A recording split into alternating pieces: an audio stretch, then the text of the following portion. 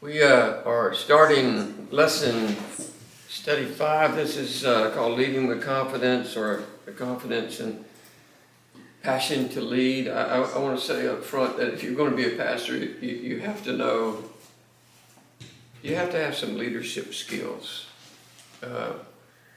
James and I, we listened to a guy by the name of Craig Rochelle, which I think is, he's really good when it comes to leadership. If you've never heard of him, he's has a mega church. He has one of those big mega churches out in somewhere, Kansas or somewhere like that. I don't know where it is, and have a lot of satellite churches and stuff. But he has. You can go out and watch his videos, and they're very good. They probably have about 100, 110 of them. They send one out every month, and they're on leadership. That's apart from his church. That's sort of his bailiwick. I don't have any material from him in this at all, but he's given me sort of a new outlook on what it really means to be a good leader in a church. Just having listened to a bunch of his messages over the last 6 or 8 months. What was his name again? Craig Groeschel, Groeschel. He's the one that does the Bible app. His church, and they have millions of downloads. Yeah, they do. They do a lot. He started it. So it's I would say for your benefit that it's not built necessarily for Christians. It's just built for anybody that's in a position of leadership. But he still uses a lot of Christian values that he places into it. So, if I can say it this way, as we get started, is that you have to have a deep confidence, and I would say a deep passion to actually lead, to be a leader. Every pastor has to be a leader. And if all that somebody wants to do is to teach or to necessarily preach without actually leading, let's say that somebody just really wants to be a teacher and they believe that they can be a teacher and they're a great teacher and all that kind of stuff. Best thing they can do is to get as much education as they can and then go be a professor at some seminary. Because a pastor needs to, a servant leader in a church needs to have do a lot more than just teach. You know, my primary role is to teach. That's why I think the scriptures call us pastor teachers in Ephesians chapter 4. That should be obvious to all of us. But pastoring involves leading, and when somebody leads, one of the primary objectives is that they need to use their position of leadership as a means of influencing other people. I've said it many times, I'll continue to say it, that I can't change anybody. You can't change anybody, but you can certainly make an impact on people. You can have an influence on people. So if you're in a position of leadership, I would say that you're going to make more of an impact by being a servant to them than anything else. They're going to watch you. You're going to be somebody that they either want to emulate or don't want to emulate or do not want to emulate in some way. So when somebody is truly a spiritual leader, they are the person that is able to kind of unite other people together with a common purpose. It's amazing when you watch a sports event how one person on the team can actually be the leader. Just really everybody sort of rallies around that particular person. There's a guy by the name of D.E. Hoste, H-O-S-T-E, who he used to be the general director of the China Inland Mission, which is a really, really wonderful missionary organization and he accurately defined what qualified someone to be a leader, and this is what he said. I thought this was really quite, it was almost comical to me. It was so obvious, but he says, it occurs to me that perhaps the best test of whether one is qualified to lead is to find out whether anyone is following. You know, it's just like, yes, sir. That's what I would have said, yep. Is anybody following? Does anybody feel like what you have to say, is it valuable to their life? Now, if we just looked at all of this from a worldly perspective, the concept of leadership is highly touted as a very necessary attribute in today's culture. If you work for a large organization like I used to, Bechtel, and they had all kinds of seminars and ways to sort of create better leadership in their organization from the top down. And bring in speakers that you'd get to listen to about leadership. And I would say that good or bad leadership is certainly successful. It is certainly necessary to the success of any major company. You know, I was listening to some of the news recently, and Elon Musk, I think, he's about as rich as you can get, that he fired a bunch of people in one of his organizations that was sort of heading up to Twitter, the Twitter, whatever that is, that's going on with it. And so you've got to know how to handle adversity, difficult financial circumstances that arise. Most big companies are concerned about being, how would I say it, behind schedule and over budget at the same time. That's a really bad, that's a very, very bad scenario to find yourself in. And so they'll tell you how to handle all kind of adverse economic circumstances, and people are passing their wares on to these corporations relative how to promote good leaders within their organizations. In fact, I would say that the aspect of leadership is really, it reaches far and wide in any organization. We have a company in Aiken that one of the men in our church worked for, and they basically were not doing well. They were going to shut the company down, and they brought in some new leadership, and it just changed everything. And now they're making their budget. I mean, they're making their schedules. Their productivity is up. There's everything is much better than it was 6 months ago, because they just simply brought in some people that knew how to lead and how to let people do their job and how not to get in the way. That's probably one of the best aspects of leadership, is just getting out of the way, right? Just letting people that know what they do what they do best. And so it impacts in the manufacturing market. It impacts productivity. You know, if you got bad leadership, you're probably going to have bad productivity. It impacts profits. It promotes good decision making and how to develop a strong company culture.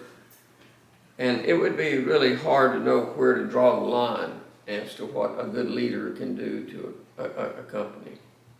We're not talking about any of that. Okay, that's not what we are addressing.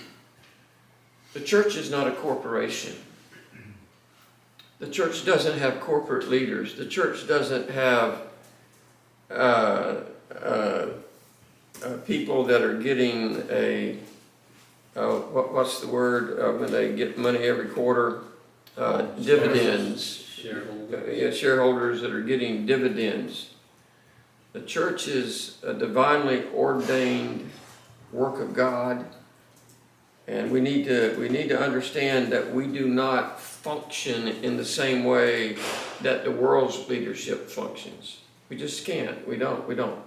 That's not to say that there is not at times going to be overlap.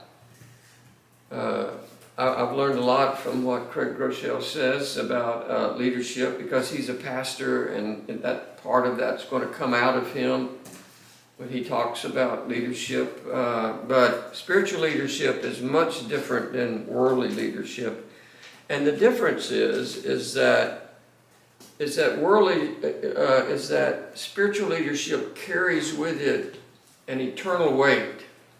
It has something eternal about it that just being a part of a corporate scenario doesn't actually have.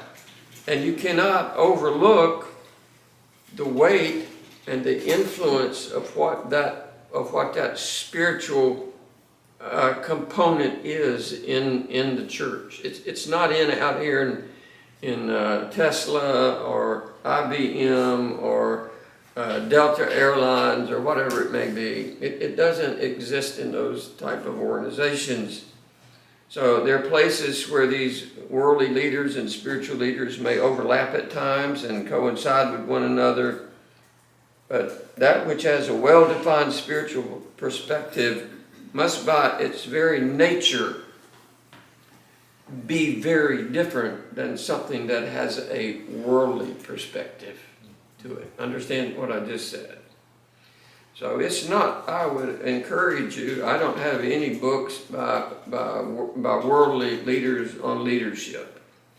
I'm not saying that they don't have something valuable to tell me, but at all. I don't mean to be arrogant sounding into that, but I would rather read books that have spiritual content to it when it comes to spiritual leadership. So any call into the pastorate is certainly a call to be a spiritual leader. But if you don't know what a spiritual leader actually looks like, if you don't understand what that entails and how that's going to, how your life needs to sort of flush out for the church that you're taking, if you don't understand what spiritual leadership is, you're going to be in trouble before you ever get started. Because your church is actually looking to you for leadership. They're not looking to you to make changes. James, I know you're getting ready to hopefully go to a church sometime soon. That church is not doesn't want you to come in there and just make a lot of wholesale changes. That's a good way for them to fire you quickly, you know. So there are just a lot of things that you have to be sensitive about. But I think the average pastor that doesn't have a biblical understanding of what spiritual leadership looks like is probably destined to some level of, I'd say, initial and immediate failure. I want to say this. This is this may be a fetish of mine, so just forgive me. You can adjust anything that I say. You will not offend me. Trust me. I see too many men that are too young going into the ministry. I think men ought to sit under good mentors. They ought to be mentored. They ought to have a good education, even if it takes a while. They need to watch a good pastor work. They need to sit under a good pastor. They need to learn from other people before they go in and just start making a bunch of mistakes. And before you know it, after 2 years, they say, well, I think the Lord's calling me. And I'm thinking, no, I don't think he's calling me. Now, you don't necessarily mean specifically young in age, but young in just maturity with your walk too as well, right? Right. We had a friend that lived above us at the seminary in Texas, and he had a church when he was 19. And he wound up being a pastor in Auburn, and they had probably 4,000 or 5,000 members. I mean, he was a wonderful, wonderful individual. His father, he came from a very godly family. He got saved at a very early age, loved the Lord, just gave his life to Christ, and how in the world somebody called a 19-year-old is beyond me. But I think that he's not the norm. Right. Listen, I teach enough students from all over the planet to understand that the average young person that's never had a church, never been involved in a church, that they have more problems when they take a church too early than not, all right? And they get this burn, they get this sort of fire inside of them, and it just does not work out for them. I can't tell you the right age. There is no right or wrong answer for that. There is no right or wrong answer. But I think the wrong answer is the Lord called me. Okay, well, if He did, that's just a beginning point. That's not the end point. Right. It doesn't mean that you are necessarily mature. The Lord called me to be a pastor way before I ever became a pastor. Years and years and years before I became a pastor.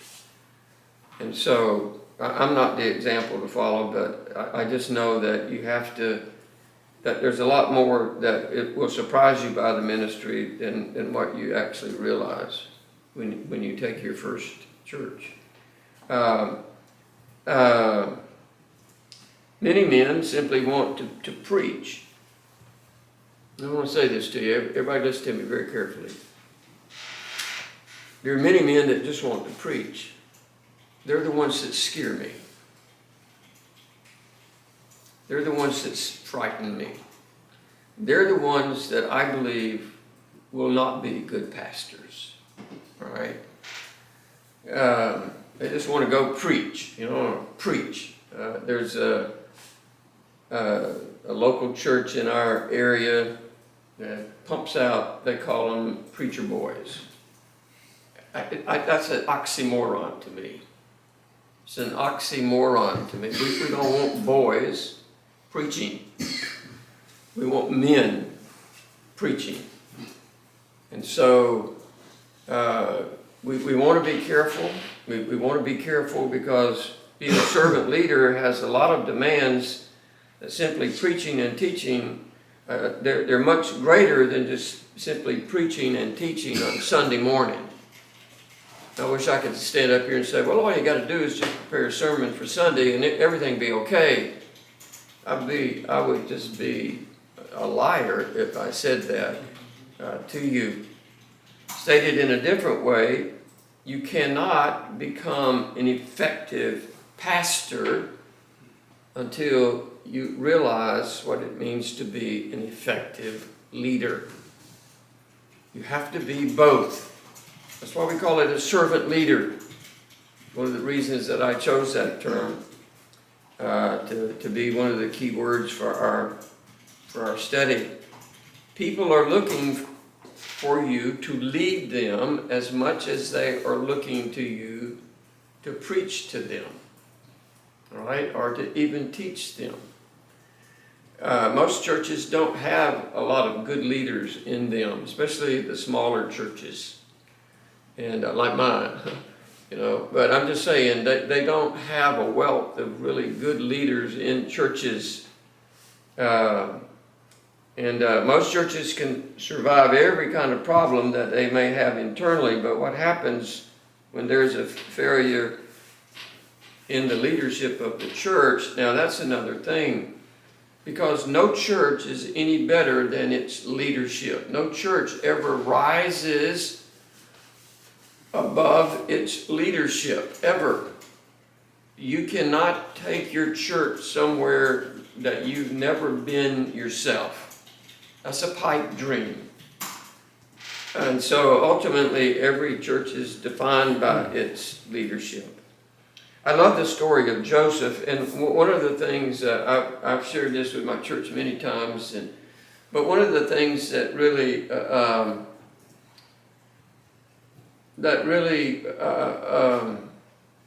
stands out to me about Joseph is that initially he was not a good leader.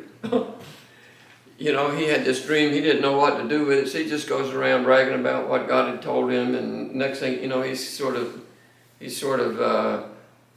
his father was very upset about it. It made his brothers so angry that they wanted to kill him, and actually tried to, until God providentially interceded on his behalf. And so God had to let him suffer through a lot of very difficult and uncomfortable circumstances before he ever let him become a leader. And so he used those difficulties to develop in Joseph the quality that would make him a leader. You may find in your own life, or let me say it this way, you may find in your own ministry that God gives to you, that what really makes you a leader, or what helps you to become a leader, is a crisis moment that you have, where you have to make some decision. You're in the spotlight, and you have to make the right decisions about how the church, how you personally are going to react or respond to difficulties, things that may actually be happening in your church. Obviously, that is what happened to Joseph. I think it's both remarkable and astonishing that somebody who had been sitting in prison for at least 7 years that we know of, if we know how, I think if we count the years that he had been in there for like 7 years as a minimum, and nobody even knew him or even recognized him as a leader, that overnight he would be able to command the entire attention of a nation, probably the most powerful nation on the planet at that particular period of time. What had happened is the reason that Joseph could do that is because he had been faithful to his God. He had not violated the convictions that God wanted him to have. He wasn't an angry person. We know that from Genesis 45 and Genesis chapter 50. And Joseph just, it was a crisis moment. Somebody had a dream, the butler, baker, I always get them confused. I think the butler died and the baker was the one that actually lived. And, but what took place in his life is not normal, but it still reflects the fact that sometimes God is going to use the very difficult moments in your ministry to make you a leader. And the problem that most young pastors have is that when they come to that difficult moment, that's that fight or flight, right? That's when they flee. That's when they run. That's when they wake up one morning, they have their aha moment, and they say, I believe the Lord's calling me somewhere else. They go share that with their church, put out a bunch of resumes, and the next thing you know, they're gone. I'll never forget. I have one guy that I know is a pastor that decided he was going to take his church into a building program, and they didn't have the money. And if you've ever been in a building program, I'm an architect, so I know how cost can just kind of escalate and rise over a period of time. He's a sweet brother. I love him. I mean, he's a good friend of mine. But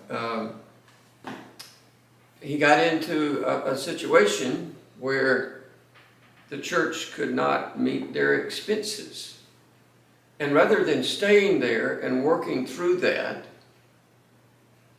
in a meaningful way, he told him he felt like God was calling them somewhere else. So you're trying to tell me that you got the church into debt, and now that you don't know how to figure all this out, that it's okay for you to go out the door and leave the debt with everybody else? No, I don't think so.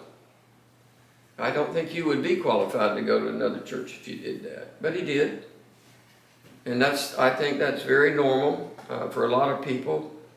It's my personal belief that leadership skills have to be developed over a period of time.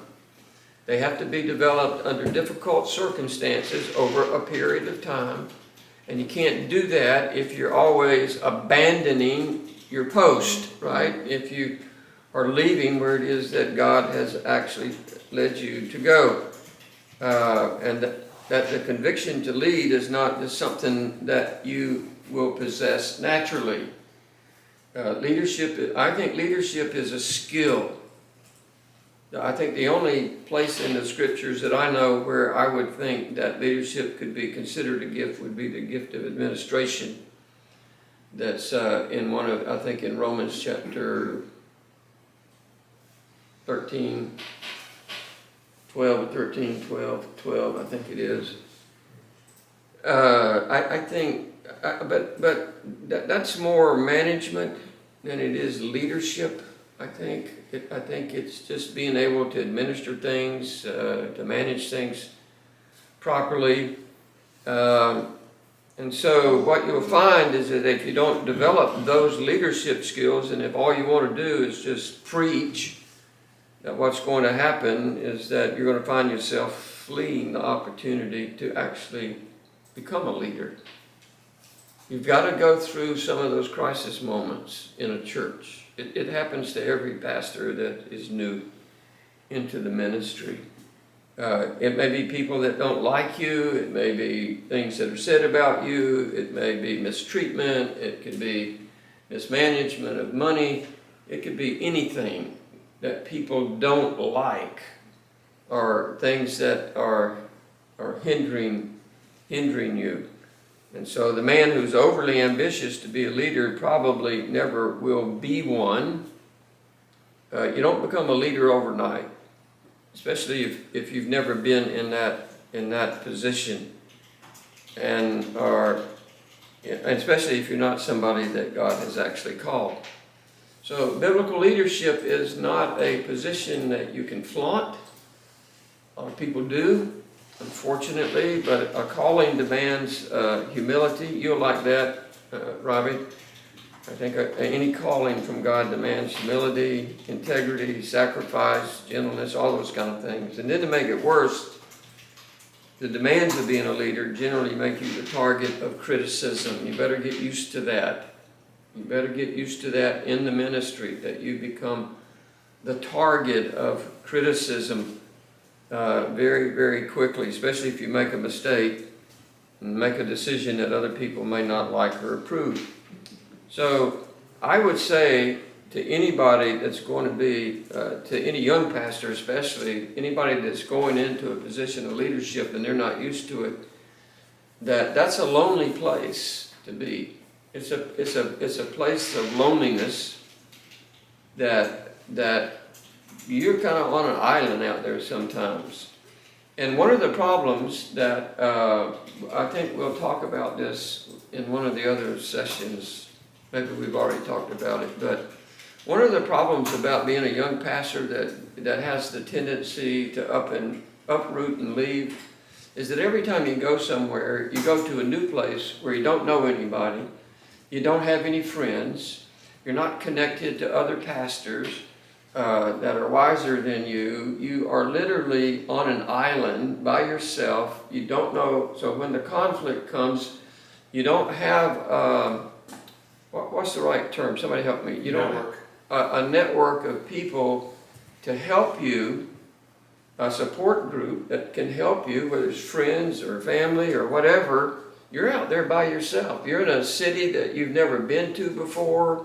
You just moved in. You just don't know people. You don't even know the culture of the place where you are actually going. The South is very different than the North, right, James? It's very different. And so I hear Cindy laughing. So it can be a very place of loneliness because making difficult decisions in a church is never an easy task. So do you mean though, the South is different than the North, as in there's more support group here in the South? No. They're different cultures.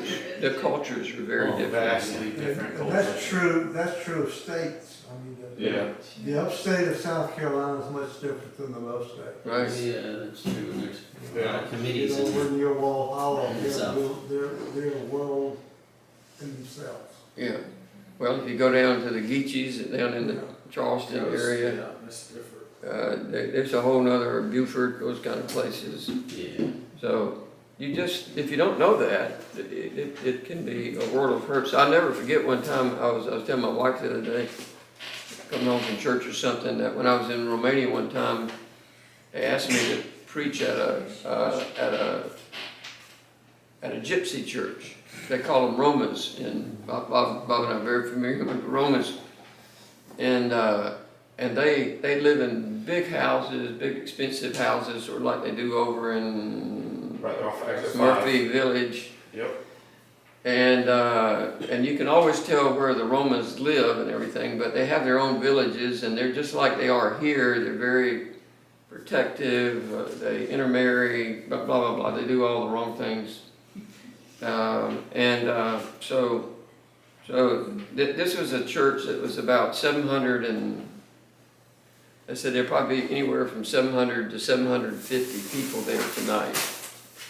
And the guy told me, he was asking me if I wanted to go. I was very tired, and this was on the Friday night before we were getting ready to fly out on Saturday morning early, and he wanted to know if I wanted to go there and preach. And he said, now if you go there,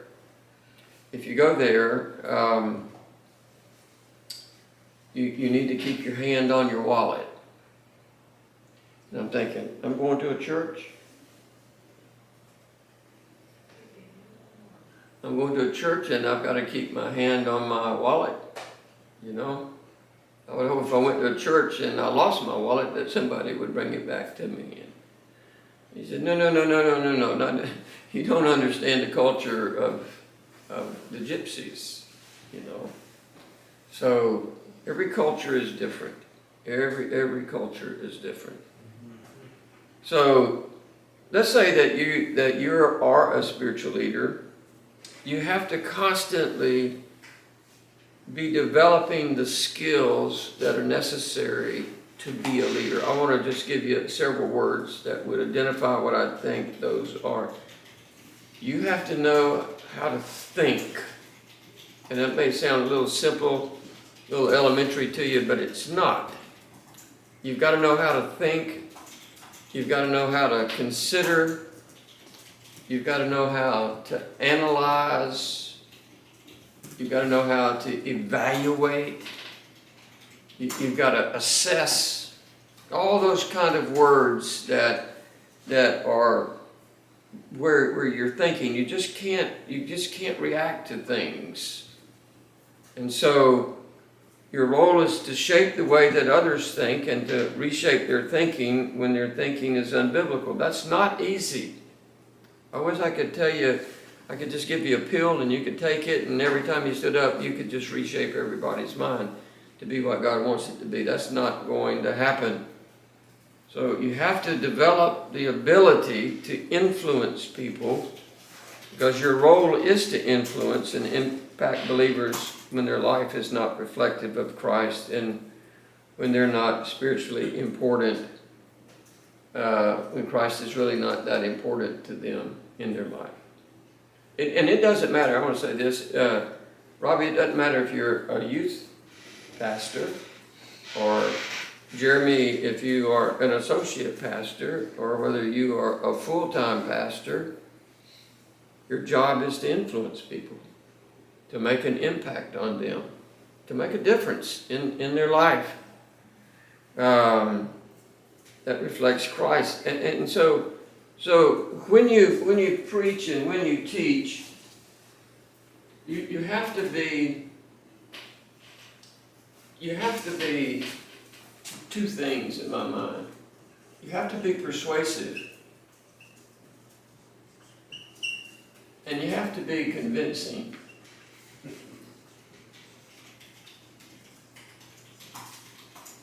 I think those are just two very simple words that you need to just sort of latch on to. when you go into a church, especially as a new church, when you stand up to teach, you have to have thought through, analyzed, assessed, evaluated what it is that you're saying to figure out whether or not you believe that what you're going to say is going to be persuasive and convincing to the people that you are actually ministering to. There's a good chance sometimes if you listen to yourself on a tape, or if you practice your message before you ever brought the message and listen to yourself, you might say, I'm not sure that that's going to be too persuasive, you know. And there are times when God's just going to be persuasive because He wants to. And so you've got to develop that role in your life. So teaching involves so much more than just exegeting a passage. Now, you're not going to find anybody in this room that feels more strongly about exegeting than me. I'll put Bob and I in the same category, but you're just not going to find anybody that is more intense about exegeting a passage. Every word, every preposition, every noun, every verb that's in the passage that you're actually teaching on or making reference to sometimes. But you cannot, if you spend all your time just exegeting every word that was in every passage, before you know it, your people are asleep. They'll be asleep. So you've got to figure out what's the best way to communicate this information, this truth to people, and so that they can understand how to implement the truths being taught into their personal lives and why that should happen. But let's say that you're not a persuasive speaker. Let's just say that you do not have that ability to hold the attention of your audience for any length of time. They've done study after study after study. I want to say again, research has been done to validate that the average person that goes into a church on a Sunday morning has already determined between the first 3 and 5 minutes of your message as to whether or not they're even going to listen to you for the rest of the message. That's right. No pressure. So about 4 minutes comes along and they just hit they just turn it off and they're not listening. You can preach as hard as you want to and they just determine that they don't think you have anything to say to them today. And you can get louder and it doesn't do any good. So just how you approach the message to begin with is very, very critical. That's part of what we taught in homiletics when we taught that here a couple years ago. So if you're not a persuasive speaker, chances are that the majority of people will leave your services without ever having been impacted at all. Just never even impacted. No influence, no persuasion in their life at all. You influence people by your encouragement to them. Now listen to me very carefully. Everybody needs encouragement. Everybody has areas of their life that they're struggling in, whatever it may be.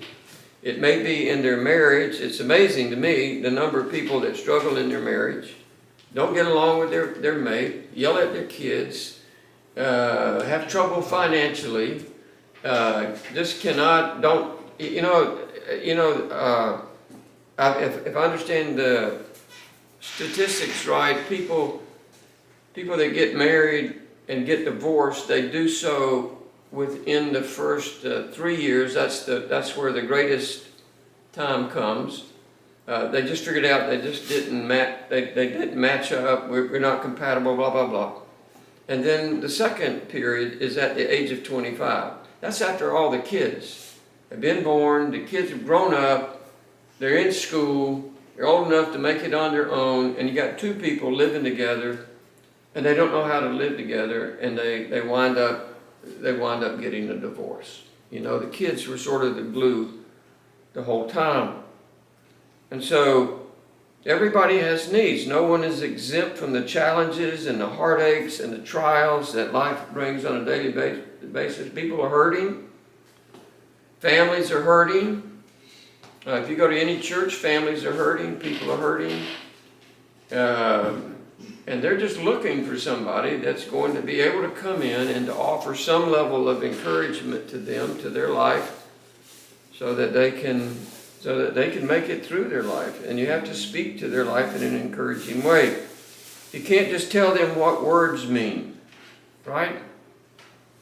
You can't just tell them what words mean. You have to explain to them how those words relate to them in a way that encourages them, that builds them up, that gives them insight that they didn't have before. I'm doing, in our study on connecting your mind with your life that I'm doing now, I'm at a place where I'm talking about anger and how to deal with anger. And it was really interesting to me that after the first message, one of the men in our congregation, he came up to me, he sort of came up to me from a distance, and he said, he walked up because he wanted to tell me, he said something like, he says, "You do know that you're preaching at me." And I said, "No, I'm not preaching at you. I'm not." I said, "I'm preaching and teaching for you." Right? And there's a difference. There's a difference. I understand that he has a problem with anger, and he knows that I know that he has a problem with anger, but I had not targeted him in any way. And so you influence people by the way that you live, and you have to live out what you preach, what you teach to others. If you speak about anger, you cannot be an angry person. I am not an angry person. My wife can tell you. So, yeah, he's not an angry person, right? Right. I'm not an angry person. You will not see me get angry. I haven't been angry in 30, 35 years. I don't know how long it's been. I've been a little frustrated with people. I'm sure I may have angered some people, but I'm not an angry person. I can teach on it. I can teach on it. It's real to me. Anger is something that I overcame way before I ever kind of went into the ministry at the level that I'm at now as a pastor. And you can overcome it. If you talk about loving your wife as Christ loved the church, you cannot speak down to her in a condescending way. This is a bedrock, one of those bedrock convictions that I have. That we have a whole, it might take a whole semester for me to teach on loving your wife like Christ loved the church. It's the largest. I have 72 pages. Everybody look up here. I have 72 pages on a man loving his wife like Christ loved the church. It'd be the most important. It'd be the most important study that we do. Trust me. Just trust me. It would be the one class that you don't want to miss. And so, if you teach on patience, then you must have already have been demonstrated. That must have already been demonstrated in your life. The average church in America, if I can say this in a negative way, is probably inundated, filled in some places with people that literally are not taking their Christian life seriously. Right. Mm-hmm. They come to church out of routine, but they're not taking their Christian life seriously. I have a lot of students that don't take their classroom seriously, or their homework seriously, or their essays seriously. I know a lot of pastors that don't take their pastoral ministry seriously. And so the leader's responsibility is to find a meaningful way and an influential way to shape how their members view the Christian life. It's not an easy task. Once again, I wish I had a pill I could give you and say, oh, this is going to be easy, and the easy button. Yeah, I'll push the easy button, go to church today, everything work out great. Doesn't exist. It does not exist at all. Listen, even if you do an incredibly outstanding job in the ministry, even though you may be an outstanding pastor, preacher, teacher, all of the above, there will still be many people in your church who remain mediocre. So do not let them frustrate you, right? That's hard. To me, it's a part of leadership that you can't. You've always got the high achievers and the low achievers. If you're in an organization and you're responsible for the membership, for the leadership of leading, you have low performers, high performers. You just have to recognize that it's there. And you don't want to take your frustration out on those that are there for the right reasons. So you have to be the kind of person who's a self-learner. You have to be somebody that reads, a person who understands issues clearly. If you tell me that you don't like to read, I'm going to tell you that you don't need to be in the ministry. You're not smart enough. You don't know enough. You don't know enough. I read and read and read. I took my wife to the doctor, was it yesterday? And I read, I have a book that's 184 pages, and just writing over there and writing back, I read almost 100. So I try to read 2 books a week at least. I ordered 11 books the other day. I ordered 4 today, and 4 more because I'm just going to keep on reading. I'm going to keep on reading. And I'm not going to stop. I'm not going to stop. It's a vital part of my life to always be a learner. And so you must be the kind of person who understands some of the challenges that accompany a position of leadership. Because of that reality, it's critical that you develop the social skills that keep you from just reacting to what happens in your congregation. You've got to be gracious with people. You've got to be friendly with people. You can't just strike people off, count people out because they don't fit what you think that they ought to fit. And all of these attributes have got to be developed in your life, or you can never be a leader. I want to read you something that Albert Mohler said. I thought this was interesting, the way that he saw this. It's on the little book on conviction, the conviction to lead. He said that the Christian leader must have mental reflexes that correspond to biblical truth. Mental reflexes that respond to biblical truth. I thought that was just right on target. I cannot just react any way that I want to. God doesn't give me that right. I may have the freedom to do it, but I don't believe that I have the right to do it. That I can just react any way I want to. I can say whatever I want to because I'm the leader. So you can't be reactionary when criticized. You still have to lead by example. I never forget one time when I watched before he was ever the president of Southern Baptist Theological Seminary, but he had been chosen already by the board to be the president. And Southern's got 40,000 students or something. A lot of those are online students, but I don't know how big the campus is. But if you've never watched this, it'd be worth your time just to go out and watch how a mature Christian handled just one assault after another on him, on his beliefs, on his character, on every part of his life that they could think of. And it was amazing to me how how people stood up in the audience. They said things that were demeaning. They asked him the hard questions, the liberal questions, and he handled every one of them with grace. Every single one of them with grace. He didn't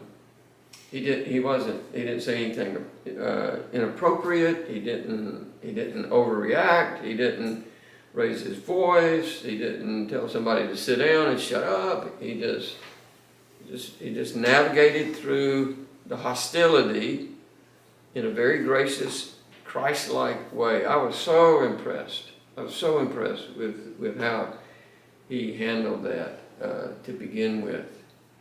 I've never met him. I've been to a conference or two where he's been there, and he seems very gracious even during those times. So, if you're going to be a good leader, I want to make a point here that I think is very, very critical for you. It's that you cannot become overly absorbed in all of the details of ministry. You cannot be overly absorbed in all of the details of ministry. You're going to have to learn how to delegate things in your church. I'm a delegator. I don't have to be a hands-on guy about everything at all. If I ask somebody to do something and I believe that they're capable, I want them to make the decisions. People come to me all the time and say, well, Pastor Gary, what do you think about this? And what I want them to do is just make the decision. I'll support them.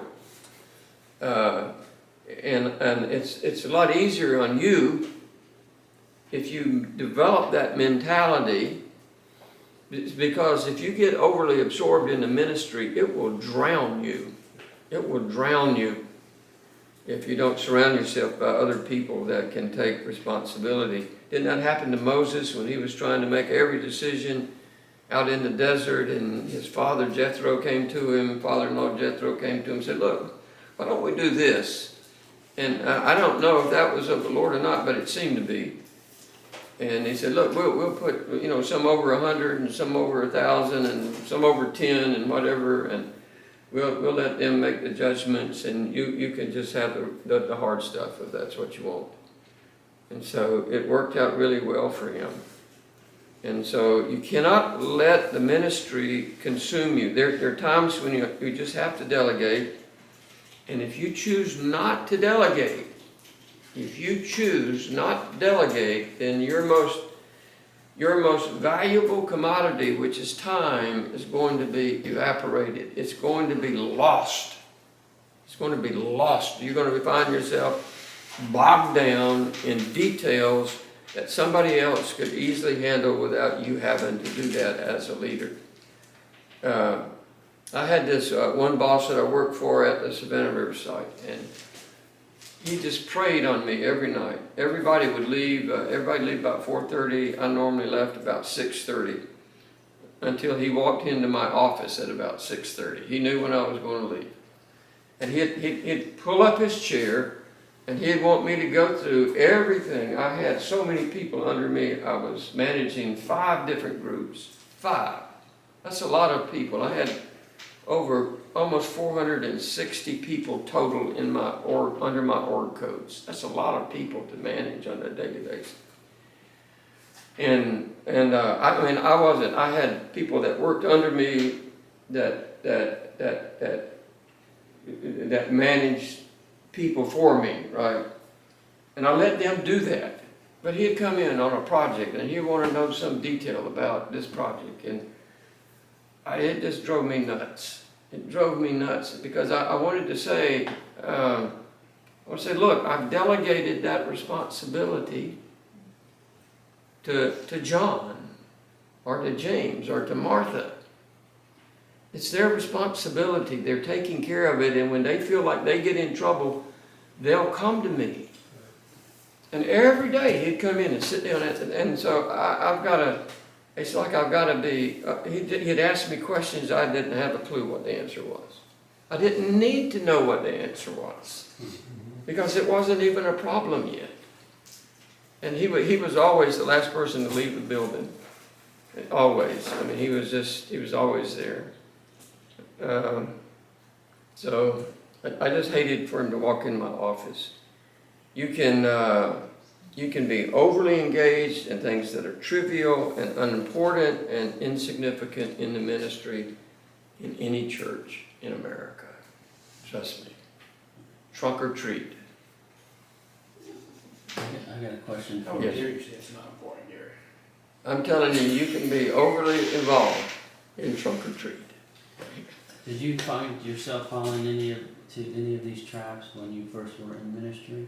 Did you feel like you tried to take on too much and you had to learn, to delegate it? Or did you feel like your management experience had prepared you for that? I think my management experience was really great for me, even though it was a worldly thing. Yeah. But the problem that I had in my church is that I was the youngest person in the church. Right. Everybody in my church had had open heart surgery twice. I mean, they were taking drugs to stay alive. I'd ask them to, my favorite story is I'd ask them to turn to the scriptures and they go like this and I'd never see their head again. I mean, I'd never see their eyes again. They'd fall asleep in 5 minutes. So that was the difficult part. You had to basically do everything. I did have to do everything. I was a one-man band. And if you came to our church and you didn't like me, there wasn't anything there, and God had to bring some people, so. You mentioned earlier too a support. I feel fortunate. I have a very big support group. You do. But you didn't have that, did you? Did you feel like you had that? I had several men in my life, and then God brought some other people like Bob.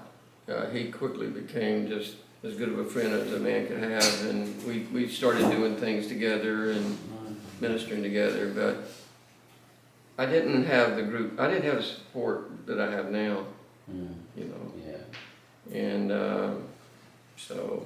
You have very good support now too. Same support I have. Yeah. I think mine's a little larger than yours, but. If you I don't think it learn to delegate, not only will you lose time, but you'll lose your passion. You'd burn out quickly. Well, that's it. You lose your passion. You get to the point where you don't even want to do ministry anymore. It doesn't take long either for young people, I think, that are in the ministry. So how do you help instill that servant's heart? How do you instill it? How do you help? I mean, obviously it's not you that's going to instill the heart, but I mean, you obviously are going to be showing leadership, showing firsthand what a servant looks like. Obviously, there will be times along the way that you might preach on service and servitude. Like, how do you help instill that mentality into your congregation? I would say that there is no formula for it, but I think my comment would be very, very simple, is that when I first went to my church was dead. I mean, it was dying. And all they really wanted was for somebody to come in and bury them. Honestly. You've probably been in that situation, Bob, where you have a very elderly congregation. And so there was, until God began to bring other people in, and I can't tell you why they stayed. I can't. The only thing that I did, Robbie, that I would say would be the foundation for my life was that I was faithful to what God called me to do. For instance, I told my church, I said, I can't be a visiting pastor. I have a full-time job. You call me bivocationally. I said, if you want somebody else, if I'll come visit you if you're in the hospital and dying and all that kind of stuff, but I'm not going to come visit you every week. If that's your expectation, I mean, I told them that just point blank, then you need to get somebody else because I am not your person. I don't have the time. I don't get home at 7 o'clock at night at the earliest. And I'm at work at 7 o'clock in the morning. Except I only get to, I get to church at 6:30 on Wednesday night. I don't have any weekends off because I'm studying the whole time. I don't even get to have time with my family like I would like to have. And so they bought into that, you know, and so I didn't try to change anything. They asked me to change a few things, and I said, okay, we'll try. And that upset some people. The music was the one thing that upset them. We just tried to have some blended music rather than a hymn and a choir. But we didn't even have a choir. We didn't even have a choir person to direct it. And the guy got mad at me and almost cursed me out and said I was just too young and didn't know what I was doing and just a young whippersnapper out there just trying to,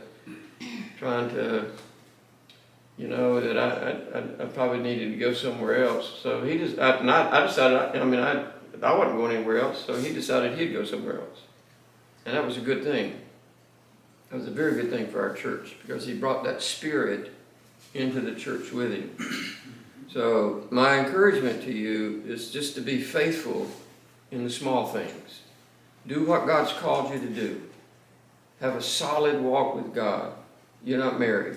Love your wife like Christ loved the church.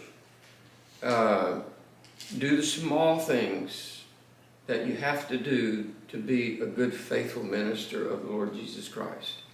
And let God grow his church. It's his church. I don't own it. You don't own it. I told my church when we took it, I said, this will be the only church that I ever pastored. That's my conviction. That's my conviction. This will be the only church that I ever pastored, unless you run me off and ask me to leave. But I'm gonna work hard. I'm gonna study hard. I'm a student. I study all the time. I'm going to teach you. I'm going to do everything I can. And next thing I know, I'm teaching 4 times a week. 4 times. I'm teaching Sunday morning for Sunday school, Sunday morning, Sunday night, Wednesday night. All right? I'm desperate for somebody to come in and help me. And it didn't happen, and they didn't want anybody else to teach. They wanted me to teach. And so I had to learn a lot of things, but I kept doing the small things well that I had to do. And didn't ever try to make any big changes.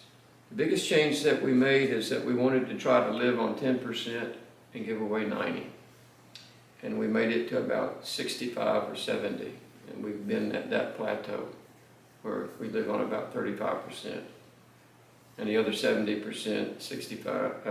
35%, the other 65 or 70% goes to missions. And I'm proud of that. I'm proud of what God does through that. We're not a big church, so it's not a large amount of money. All right, but what it is that it's a testimony of what God can do. And my church has understood that and bought into it. So. You know, you have to be somebody that understands your priorities. You have to know what your priorities have got to be in order to be a good leader. You've got to spend time in the Word. Period. If you're going to be a good spiritual leader. And you can't be distracted by every kind of meaningless activity that may find its way into your life.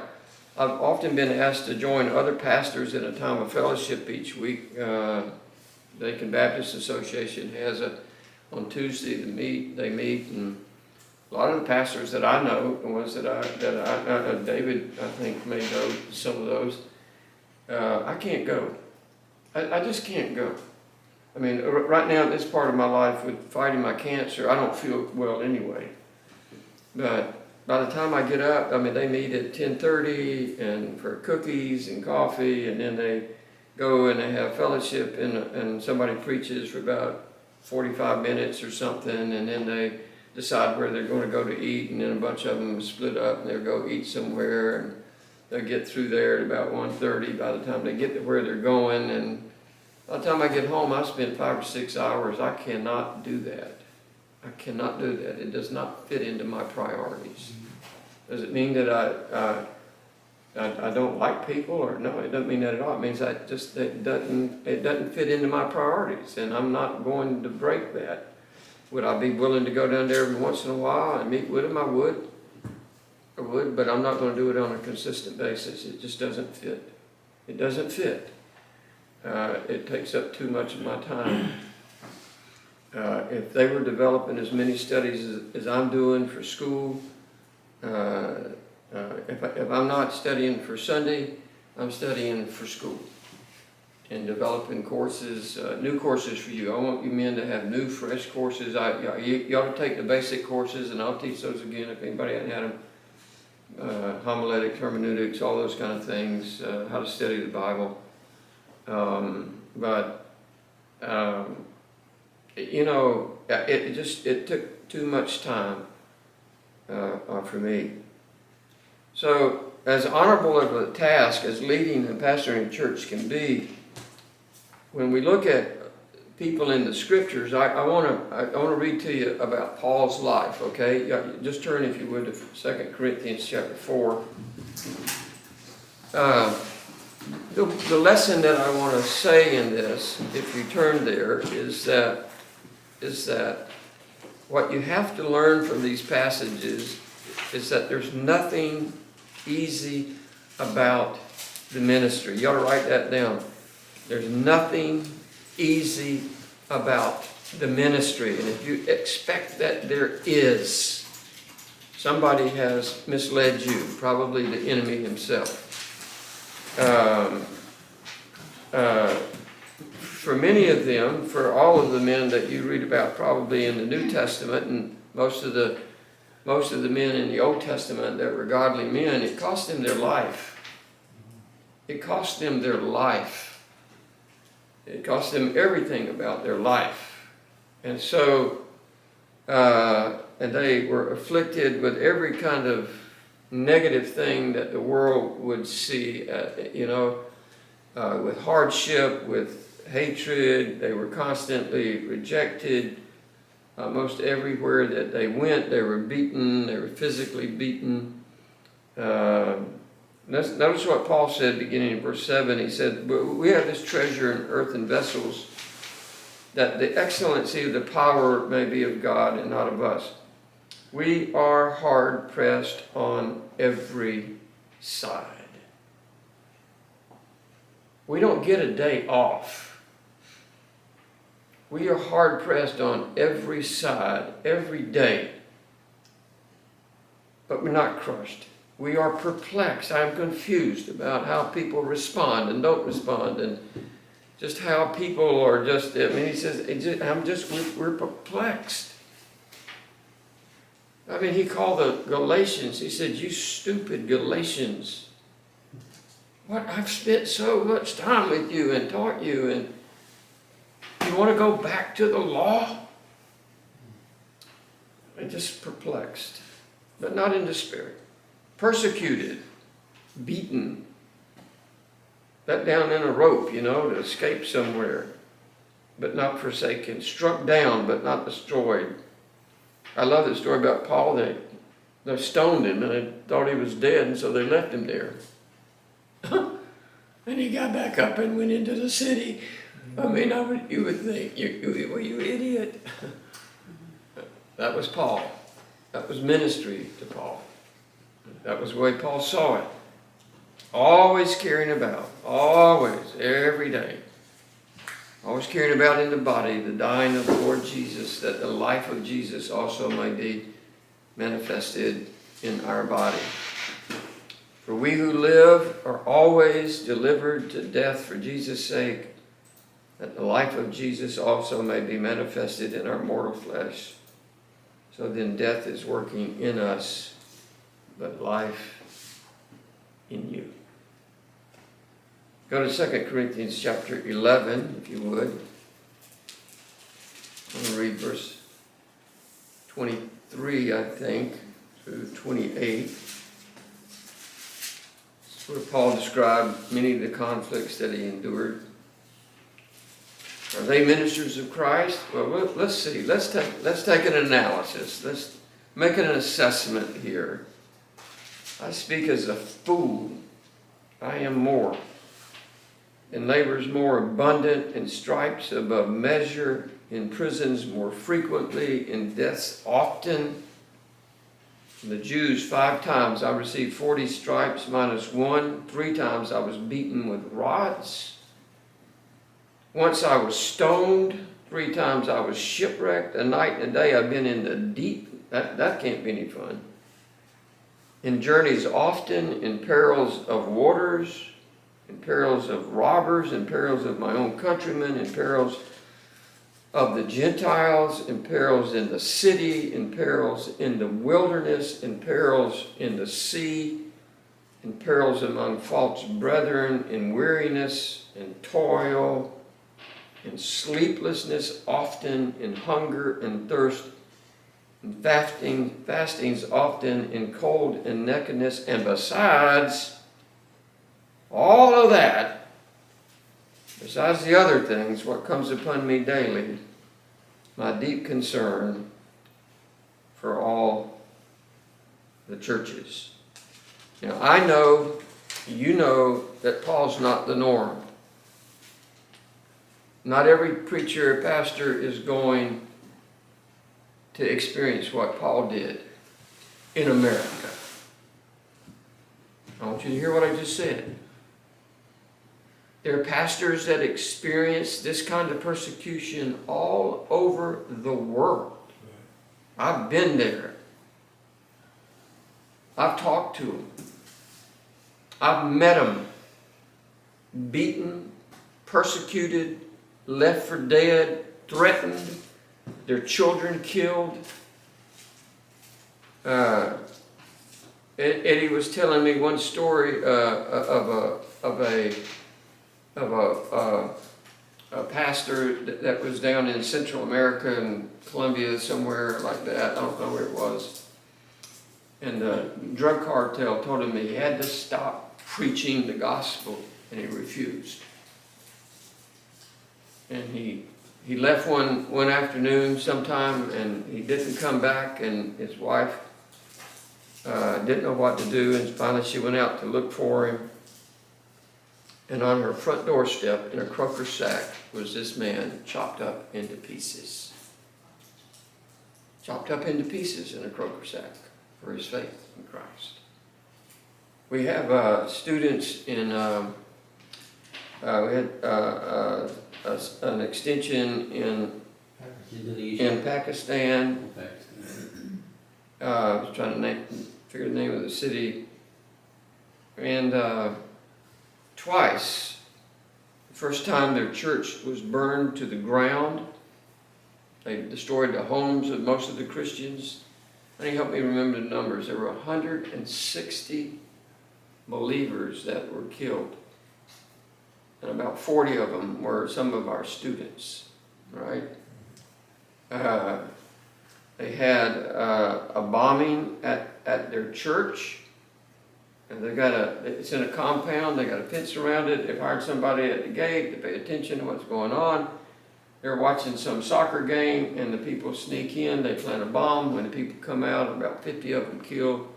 We received pictures of just body parts, men and women laying on the floor, no arms, no legs. You know, the pastor of the church, his name is Pastor Javid. He was having, he had 9 of our students over one night. He was the dean of the school there. They broke into his house, and they killed every one of the students. They cut their arms, their legs off. They beat his children, raped his wife. He got stabbed multiple times. Just unbelievable what they did to him and to his family. That's why I say that what we just read here is not normal for America. But in other parts of the world, This is the norm for the Christian life.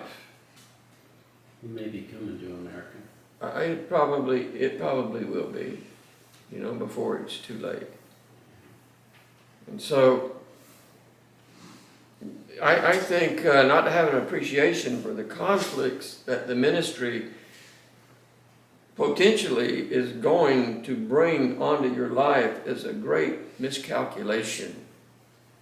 It's a miscalculation on your part. You better do some recalculating. It seems to me that anybody who aspires to a leadership position has got to ask the simple question. Here's the question that you have to ask. You got to write this down. What is a leader, and am I one? What is a leader? Am I a leader? Am I somebody that people are going to follow? Are they going to listen to me? Do I have the skill to help lead people? Unfortunately, I think a lot of young pastors appear to think that their calling into the ministry automatically it gifts them with that ability to lead. That's a mistake. It's just their calling to the ministry is just a starting point. It's just a starting point. It's not the end point. It's not the end game. God may gift you, but it's just the beginning. And there's much more to learn than you could ever appreciate. I think there are many men that have personality and temperament types that seem to be a hindrance. They're bossy. They feel like they're in authority about everything. They want people just to follow them without having earned that leadership. Some men are overly aggressive. They come across arrogant in the pulpit. I bought a book today called The Bully Pulpit. I can hardly wait to read it. Called The Bully Pulpit. There have been several books that have written called The Bully Pulpit, but I bought this one and I'm just thrilled to buy it. Today I think it was just released this weekend, so it's a new book, but the author is very good. I forget what his name is. There's some men that shy away from any kind of confrontation, and in that process they lose their ability to lead. Right? You're going to have to be willing to know what to do when confrontation happens in your ministry. You're going to have to know what to do. You can't shy away from it. Some men are very demanding of others. They lack the compassion and mercy that it genuinely takes to be a leader. Some men just can't make a decision. They're so passive about it, they cannot make a decision. I had a little sign in my office when I worked at the Savannah Riverside. This is what it said. Because I had 3 offices. I had 3 offices. In one of my offices, I had 8 personal secretaries. 8. I had more trouble with those 8 secretaries than I did with the 400 people that worked under that org. Yep. I did. I'm telling you the truth. I didn't want to go to that office because of all the confrontation. They couldn't get along with each other. Nevertheless, I had this one woman, she would keep telling me, that's not part of my job description. I'm gonna keep doing my nails or something, you know. It was too much. It was a lot. It was a lot. But I had a little sign in my office, in all of my offices, and it said, if you want me to make a decision, I'll make a decision. If it's the wrong decision, I'll make another decision. I did. That's the way it was. You come in here, you want me to make a decision for you, I'll make a decision. If it's the wrong decision, we'll just have to make another decision. I'll do that too. I'm not afraid to make a decision. So there are going to be a lot of times when you have to make a decision, and some people are just too passive to do that. Some are very impatient with people. Listen, if you become impatient with your people, you will lose their respect. If you lose their respect, they're not going to hear one thing that you have to say to them. Not one thing. Once you go to 1 Peter chapter 5, I think this is one of the most important. I'm going to do an entire section on this, an entire study on it. This is one of our, I haven't developed it yet, but I will. I want to go to 1 Peter chapter 5. I want to read beginning in verse 2.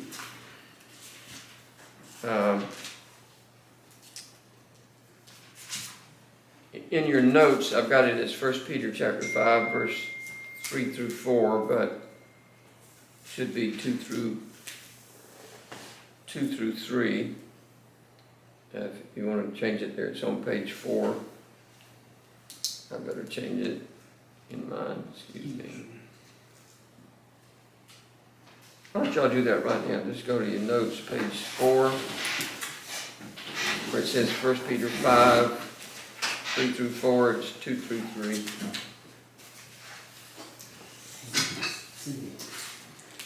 I have a pen. I'm sorry. You said 2 through 4? Yeah, it's right there. The scripture's right, but it's 2 through 3. That's what we want to look at. Thank you. You're welcome. It says, shepherd the flock of God, which is among you, serving as overseers. And he's writing to the elders here.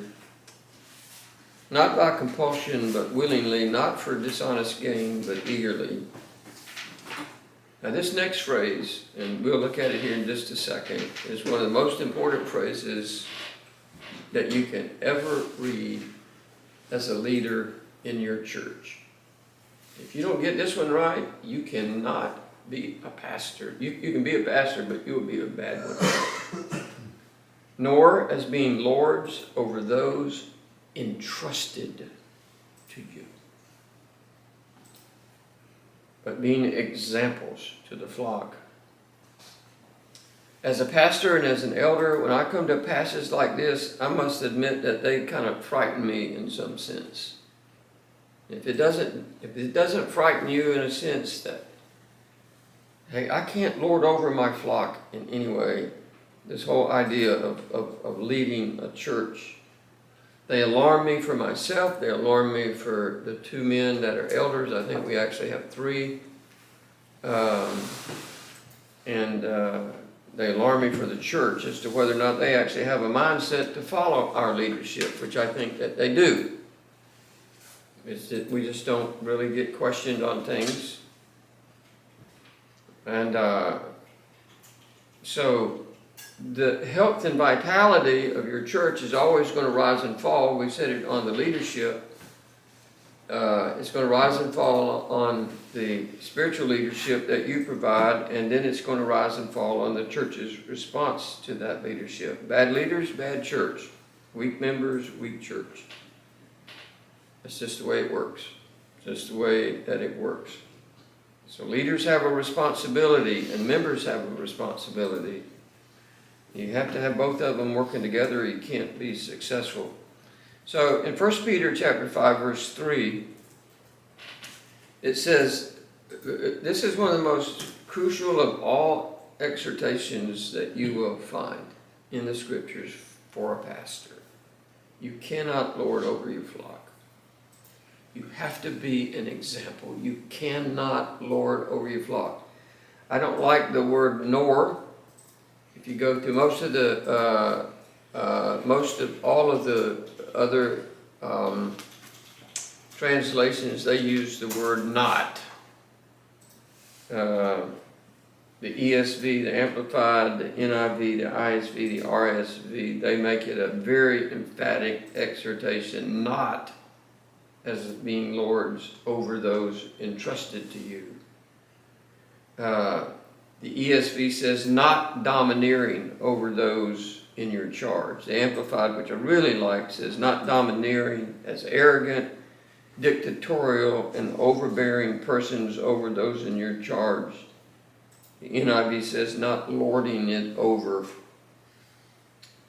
those entrusted to you. So every spiritual leader is forbidden to try and run the lives of those that God has placed under their care.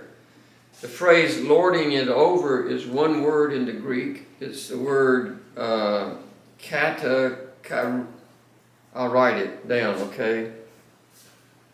It's K-A-T-A, which is the prefix, and the second part of the word, which is the key word here, is K-Y-R.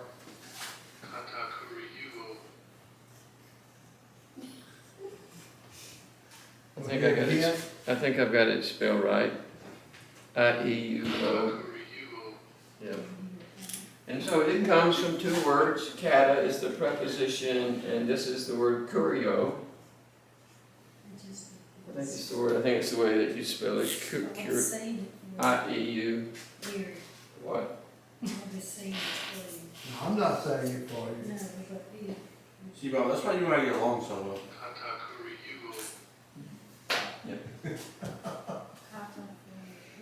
Right, it's hard. The preposition kata, which is here, can have multiple meanings, but it can mean down, against, and many other things. The word kurio means to control, to subjugate, and to exercise dominion over. And so it specifically is referring to somebody that has a sort of a high-handed, oppressive, domineering, controlling exercise. They try to exercise that over other people. God says no. God says no. I'm going to tell you, as a pastor, I will never lord over my people, ever. They can come, they can go, they can do whatever they want to. If they're going on the weekend, it's up to them. It's not up to me. I'm not going to beat them up when they get back. I'm going to tell them I miss them, that I love them. I'm going to teach them as much as I know how. And this is forbidden by God, and this does not eliminate what I would consider to be the God-ordained and properly exercised ministry that you have to have through the plurality of leadership, through the elders in your church. They're to be highly respected and honored as divinely ordained leaders in the congregation. Now, I want to say this. I want to give you a sort of an example of this. One of the words here that means the most to me is the word entrusted. Entrusted. God says He's entrusted somebody into your care as a pastor. I like that translation best. Some of the translations say something like this. The New American says, allotted to your charge. I do not like that. Okay? I do not like that translation. Sounds like parent, child, kind of, you've been entrusted with the care of. Well, you've been reading my notes. No. No. but you have. But He entrusts us with children. Oh, yeah, okay, I understand what you're saying. I'm going to approach it a different way. Okay. The New American, the ESV Amplified say in your charge, but for me personally, the word entrusted makes the entire issue more personable. Let's say you're going somewhere and you had several small children, or even older children. You were going somewhere and you asked my wife and I to take care of your children. You're not just allotting them to our charge, you are entrusting them into our care. And on our part, we would have the greatest responsibility that we could ever have, which would be to guard your children. to take the absolute best care that we possibly could administer to them, to protect them, not be riding down the road going 80 miles an hour, them in the back seat, not strapped in. It'd just be, you've entrusted your treasure into our care. And that's what God's done when He's given you a church. He's entrusted His people into your care. That's the sense of this word. So the ultimate role that elders have is that of being examples to the flock. That's in verse 3. And the word for examples comes from, it means to pound on something and make an impression on it, right? It would be like when the king, remember when they sealed the tomb that Jesus died? They took whoever's it was, seal, and they went there and they sealed that tomb. And if you broke that seal, it was punishable by death. All right? It was punishable by death.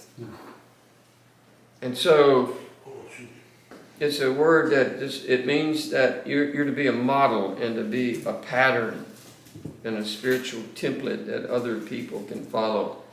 My example to you, I've given it to you before, is this is how you teach your children to write, right?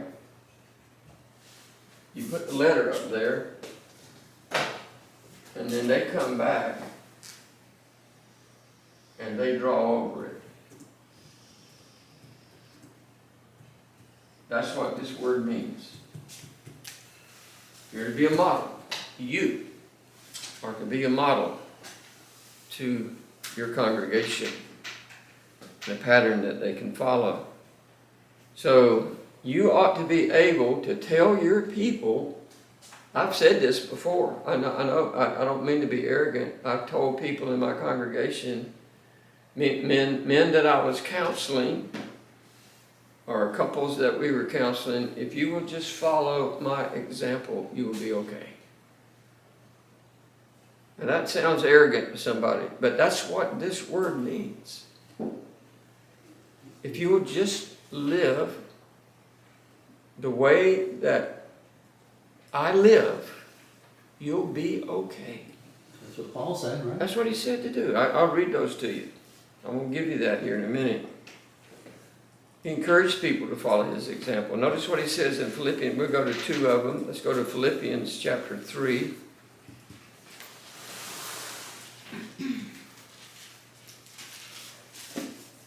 Philippians chapter 3, verse 17.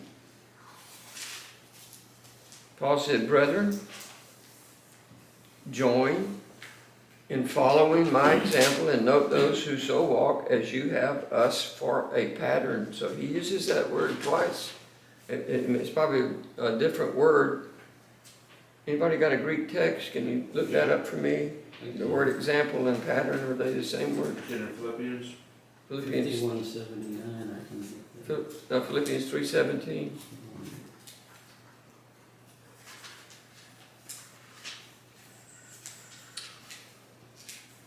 The example is Tupon? What's it called? Yeah, Tupon, same as Philippians. But the word pattern at the end, what's that? What do you mean the word pattern at the end? I'm looking it up. It says, "Brethren, join in, follow my example, and note those who That's tupos, Tupos. P-O-S." Right. Is that different?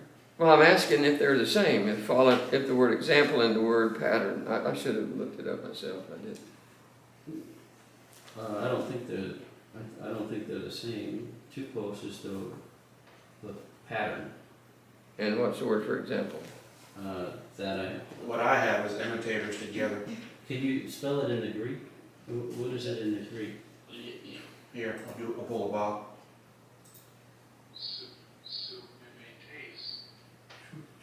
So they're two different words. Yes. Okay. In that verse, yeah. And that's even more interesting to me that it's more of, if he gives two words, talking about the same thing, it makes it stronger, right? If you go to 2 Thessalonians chapter 3, 2 Thessalonians chapter 3, verse 9, it says, not because we do not have authority, but to make ourselves an example of how you should follow us. Just follow my example. You'll be okay. You'll be okay. You ought to be able to say that to your kids, right? Just follow my example. You'll be okay. What was that last part again? 2 Thessalonians chapter 3 and verse 9. So, if as a spiritual leader, if I do my job right, I'm going to challenge you and make you very uncomfortable when things are not right in your life with God. That's going to happen. The preaching, the teaching, the encouragement is going to make you very uncomfortable. That's part of everybody's spiritual calling, and you have to appreciate that. You can't run from that responsibility. You have to hold yourself accountable so that you can hold other people accountable to what it is in their life that needs to be adjusted. It could be, I made a list here, it could be somebody's marriage. That's probably the most difficult counseling that you ever have to do. How to treat people at work. There are a lot of people that are just indifferent to God's church. They gotta come when they want to, they don't come half the time. Maybe it's how to handle your resources, their resources, their unbiblical attitudes, their lack of faithfulness or obedience, their inattention to the Word of God, an ungodly tongue, anything that needs to be changed. The list is endless. You know, you can make up your own list here. Maybe that should have been the essay, right? But if you really choose to be a devoted follower of the Lord Jesus, and you are a godly example, if you can persuade them to become a follower of Christ, they will never be disappointed. They will never be disappointed. That's the glory of what God is asking us to do. But if they decide to pick and choose, they'll always be disappointed. They'll always be disappointed if they said, no, I'm just going to pick and choose what I want to do, and no, I don't like doing that. They're going to struggle in their life and probably never have much of an impact on anybody spiritually. All right, I think I'm going to close here. I'm going to pick up here. I'll send you out an email that has a link on it. I'll have to get the email. I'll have to get everything downloaded. It's a large file. So just bear with me for 1 week. And we're going to take a tiny vacation, and the hurricane's coming up the coast. It's going to come in right where we're going to You've be. been in the mountains, you don't have to worry about it. Huh? You've been in the mountains, you won't have to worry about it. Rainy weekend. Mm-hmm. It'll be fun. All right, you want to eat? Look at that. All right, let's